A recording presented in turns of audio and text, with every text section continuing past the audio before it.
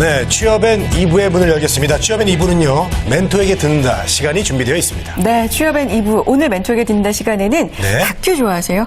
좋아하죠. 그렇죠. 다큐멘터리 재밌죠. 다큐 전문 PD님이라고 해도 과언이 아닌 네. 전문가, 인생에 대해서 들어볼 수 있는 분 모셨습니다. 정말 기대되는데요. 취업엔 2부 지금 바로 출발합니다.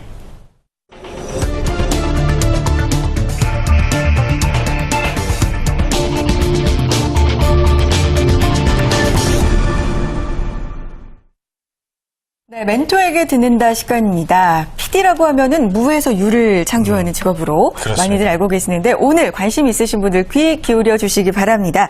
자, 사단법인 한국독립PD협회 사무처장님 네. 이승구 사무처장님과 함께하겠습니다. 어서 오세요. 어서 오십시오. 네, 안녕하세요. 네, 반갑습니다. 반갑습니다. 네. 자, 저희 취업의 시청자분들이 좀 이제 PD라는 직업에 대해서 또 잘 모르실 수도 있거든요. 그렇죠. 예, 간략한 자기소개 좀 부탁드리겠습니다. 네. 저는 다큐멘터리를 제작하고 있습니다. 지금 사실 방송 일을 하면서 다큐멘터리를 만들다 보니 많은 이제 프로그램들을 제작하고 또 유독 또 재난 지역을 많이 취재를 했어요. 예. 네. 그러다 보니까 또 별명이 재난 전문 PD라고. 네. 그래서 제가 재난 관련된 또 긴급 구호 훈련도 받고, 오. 네, 그렇게 되더라고요. 그래서 그래서 재난 쪽 취재를 많이 하고 다큐멘터리 이제 제작을 했습니다. 그리고 현재는 대학에서 우리 학생들을 가르치고 있고요. 또 지금 특집 다큐멘터리 또 하나 준비하고 있습니다. 소치 동계 올림픽 네. 지금 예. 중이잖아요. 진행 그 중이죠. 이후에 이제 장애인 동계 올림픽이 바로 열립니다. 네. 그래서 그 장애인 동계 올림픽에 관련된 다큐멘터리를 지금 제작하고 있습니다. 프로듀서로 지금 함께 하고 있습니다. 그렇군요. 자, PD도 어떤 전문 분야가 있잖아요. 주로 다큐, 그것도 재난 관련된 다큐멘터리를 여태까지 많이 제작해 오신 분입니다. 자, 독립PD협회 사무처장님이라고 소개를 주셨는데 궁금하실 거예요. 많은 분들이 독립PD가 뭔지, 일반 PD와 우리가 부르는 그냥 일반 PD와 다른 건지 네. 소개 좀 네. 부탁드려요. 네, 하루에도 수많은 방송 프로그램들이 제작되고 있습니다. 그렇죠. 우리가 잘 알고 있는 이제 방송사들, 또 케이블 여러 가지가 있는데 그 매체를 통해서 이제 많은 제작된 방송들이 이제 나가고 있는데요. 이런 방송 프로그램을 기획하고 이제 제작하는 사람들을 우리가 흔히 PD라고 네. 이제 얘기하고 있지 않습니까? 근데 한국에서 방송사에 소속된 그 PD와 또 독립적인 PD가 있습니다. 네. 그것은 독립 PD는 어떤 특정 방송사 소속이 아닌 1인 기업이라고 얘기할 수 있죠. 네. 그래서 프로그램 기획과 또 기획에 따라서 방송사를 자유롭게 왕래하면서 네. 정말 제작하는 그런 프리랜서 PD라고 이제 보시면 쉽고요. 현재 한국 방송에 있어서 한 60% 정도의 그 프로그램을 저 같은 독립 PD 분들께서 제작하고 계십니다. 네. 네, 그렇군요. 어떤 방송사에 소속이 된 게 아니라 그렇죠. 개인적으로 찍고 싶은 것들을 이렇게 찍으면서 그렇죠. 맞아요. 프리랜서로서 네. 그렇게 독립적으로. 저도 독립 MC잖아요. 어떻게 그렇죠. 보면 네. 네. 부모님한테 독립했기 때문에 네, 그런 점에서 비슷하다고 할 수가 있겠습니다. 예. 네. 네. 자, PD님은 그러면 어떤 계기로 또 PD가 되셨는지 이것도 많은 분들이 궁금해하실 것 같아요. PD가 된 계기가 있을까요? 네. 제가 초등학교 때 일이었어요. 네. TV에서 6.25 관련 다큐멘터리가 예. 그때 보여줄 때 당시의 기록들은 다 흑백이지 않습니까? 예. 근데 우연히 봤던 프로그램 중에 칼라 필름이 하나 있었거든요. 근데 그걸 보니까 피난민들의 그 피난하는 모습들 보면서 칼라로 봤을 때에 받았던 그 충격이 굉장히 기억에 아마 깊게 남았던 것 같았어요. 어렸을 때. 칼라는 좀 저희들이 보기 드물지 않나요? 네. 그 당시 미국인 선교사분이 당시에 최고의 카메라를 가져와서 기록을 했다라는 얘기가 있더라고요. 당시 최신품. 네. 네. 그래서 그런 것들을 보면서 마음에 이제 작은 이제 꿈이 자라기 시작했죠. 그러다 보니까 시간이 흘러서 이제 제가 우연히 대학 4년 때 네. 졸업을 앞두고 고민하고 있을 때 제 선배가 모 방송사에서 하는 다큐멘터리 그 제작 팀에 한번 그 지원을 해보면 어떻겠냐. 그때 당시 이제 그 일반 아마추어들을 많이 모집했었거든요. 근데 그때 그 형한테 제가 그랬어요. 우리가 될까? 과연? 쟁쟁한 사람들이 많이 올 텐데. 네. 그래서 그래, 방송국을 처음 이제 한번 가보는 거니까 구경 삼아 우리 한번 놀러 가자. 이렇게 갔다가 거기에서 이제 발탁이 돼서 지금까지 이제 다큐멘터리를 제작하고 있습니다. 네. 그렇군요. 그때 혹시 했던 게 어떤 건가요? 그때 MBC 스페셜이었거든요. 네, 천년의 마지막이라는 예. 프로였는데 그때 이제 VJ로 시작을 했죠. 예. 네, 그래서 그때 한 전국에서 VJ라는 개념도 잘 없을 때 아니었나요? 그렇죠. 거의 초창기. 예. 그 당시에 우리나라 한 60에서 한 60개 팀 정도 왔는데 거기서 이제 뽑혀가지고 제 방송사에 그때부터 아무것도 모르는 상태에서 방송을 시작하게 됐던 겁니다. 네. 대단하십니다. 그래요. 우연히 뭐 인연을 만든다 이런 얘기도 있는데 꿈을 가지고 그래도 아무것도 모르지만 찾아가니까 딱 재능을 알아보고 뽑힐 수 있던 게 아닌가 뭐 이런 생각도 듭니다. 자, 재난 지역에 많이 다녀오셨다고 들었는데 네. 말로만 들어도 무서워요. 예. 네, 어떤 에피소드도 굉장히 많으셨을 것 같은데 그 얘기 한번 들어볼게요. 재난지역 하면 저희가 이제 화재나 뭐 홍수 이런 게 딱 떠오르거든요. 아니면 전쟁이나 예, 이런 위험하잖아요. 것들, 그렇죠? 어떻게 가셨어요? 사실 제가 재난 지역을 가고 싶어서 간 건 아니고요. 네, 취재를 하다 보니까 방송을 만들다 보니까 유난히 재난 지역을 많이 가게 됐습니다. 네, 그래서 특히 이제 많이 알려진 재난 지역들 있죠. 인도네시아 지진이라든가 중국의 스촨 대지진 그렇죠. 그리고 가깝게는 동일본 대지진 후쿠시마에서 있었던 네. 우리나라 같은 경우에는 동해 산불로 인해서 낙산사가 한번 불에 났던 적이 있었고요. 그다음에 숭례문. 숭례문. 그 냉동 공장이었던 이천 냉동 공장에서 한 45명 정도가 사망한 거로 알고 있는데 기억나네요. 네, 그런 다 기억나죠. 것들. 그 태안 기름 유출 사고. 네, 연평도 폭격까지 이렇게 다니게 됐습니다. 그러다 네. 보니까 재난 지역에서 어떤 기억이 더 나고 안 나고보다는 모든 게 다 기억이 다르지만 가장 기억에 남는 건 대구 지하철 화재 다큐멘터리를 만들면서 이제 그때 만났던 분들 기억이 많이 납니다. 한 10개월 정도 제가 대구에 왔다 갔다 했었거든요.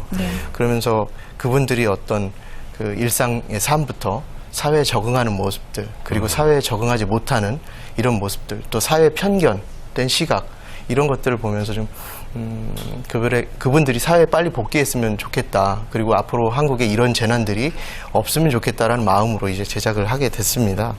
일반적으로 이제 재난으로 이제 우리가 돌아가신 분들은 많이 기억을 하는데 생존하신 분들에 대해서는 쉽게 잊혀지는 게 사실이거든요. 아무래도 그렇죠. 예, 지금도 많은 고통을 받고 계신 그 재난 생존자들이 계신데 그분들이 바라기는 정말 다시 건강하게 사회로 복귀했으면 하는 그런 마음이고요.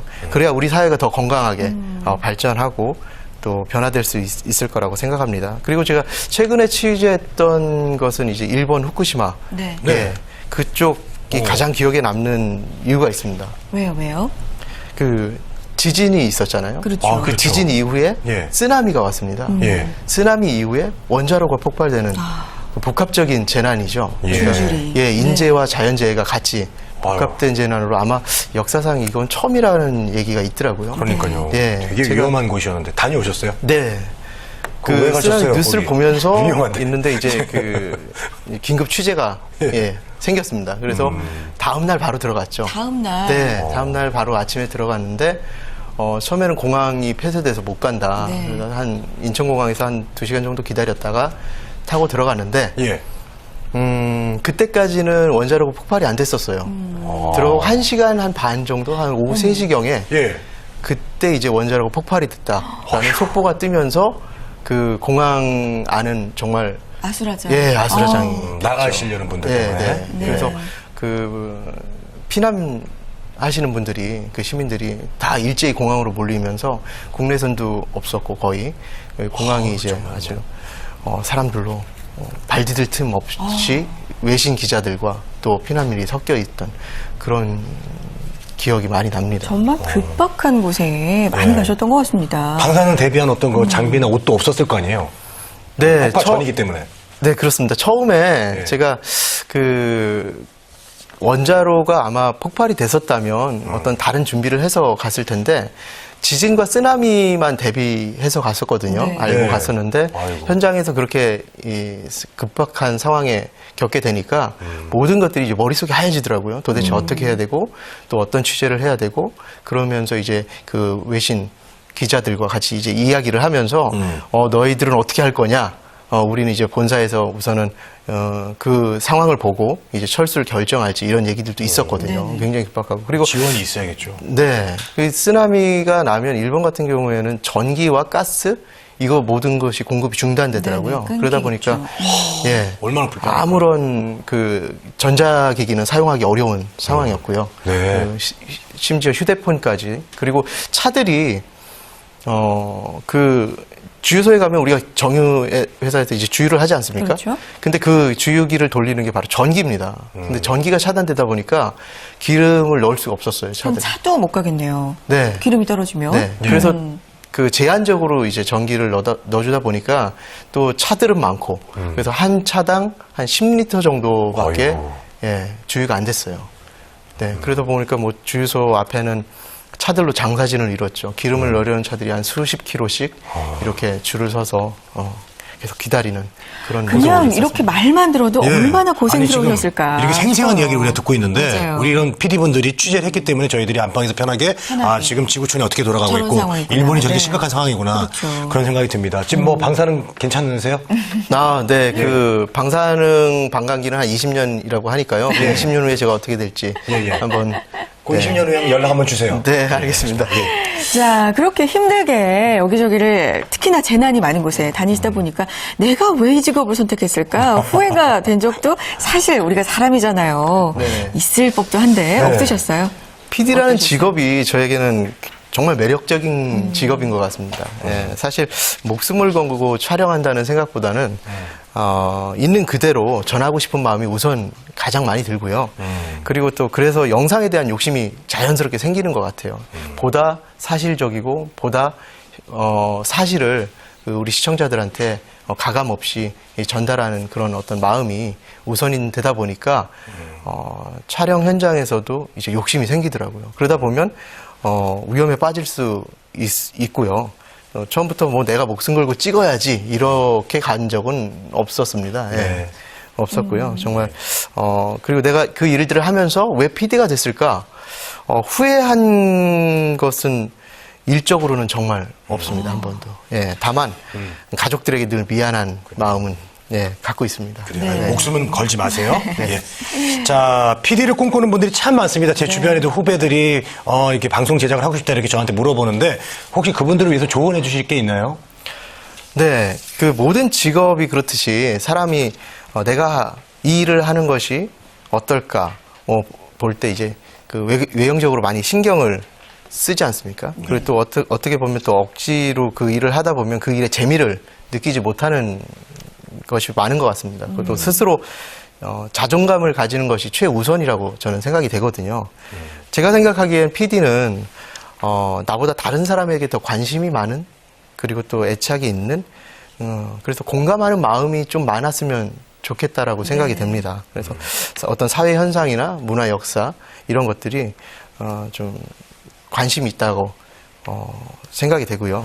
그리고 여러 가지 PD라는 직업이 이제 콜라보레이션 하는 직업이지 않습니까? 뭐 카메라, 음향, 조명 모든 사람들과 협업하는 관계라서 협업에 있어서 그 여러 사람들의 의견, 다양한 의견들을 수렴할 수 있는 그런 조율하는 능력이 더 필요하지 않을까 이런 생각이 듭니다. 네. 자, 많은 취업준비생들이 PD를 꿈꾸는 사람들만이 아니라 정말 많은 취업준비생들이 이 시대에 지금 살고 있는데 많이 힘들어하고 있거든요. 이 방송 보시는 구직자분들에게 한 말씀, 힘나는 말씀 부탁드립니다. 선배로서. 네. 네네. 요즘 참 살기 힘들다고 합니다. 그 사람들에게 요즘 살기 좋으세요? 물어보면 대부분이 힘들다고 이렇게 하시는데 맞아요. 저 또한 그렇고요. 네. 그런데 그 힘듦이 중심이 돼서 내 마음이 어떤 그 부분들이 잡힌다면 무엇을 하든지 만족감과 행복은 좀 없다고 생각이 됩니다. 그래서 그런 어떤 자신의 환경과 상황에 불안하고 불만이 쌓여가는 것 같습니다.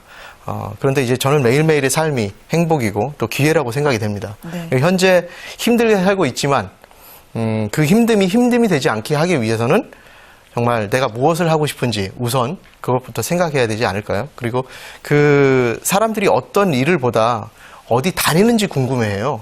그래서 제가 PD보다는 어느 방송사냐 이렇게 말씀하시는 분들이 많아요. 근데 그런 그 사회적인 어떤 모습들을 보면서 우리가 자기 자신에 대한 어떤 자존감, 그게 먼저 우선이 돼야 그런 어떤 이야기를 들어도 든든히 설 수 있지 않을까 이런 생각이 듭니다. 네. 네. 자존감이 무엇보다 중요하다. 이 말씀이 끝으로 기억에 남습니다. 네. 자, 오늘은요, 한국 독립PD협회 이승구 사무처장님, 이승구 PD님 모시고, 이 PD를 꿈꾸는 분들에게 정말 도움이 되는 시간이었을 것 같습니다. 인간적으로도, 인생적으로도 느끼는 부분이 많았고요. 자, 오늘 시간 내주셔서 고맙습니다. 네, 감사합니다.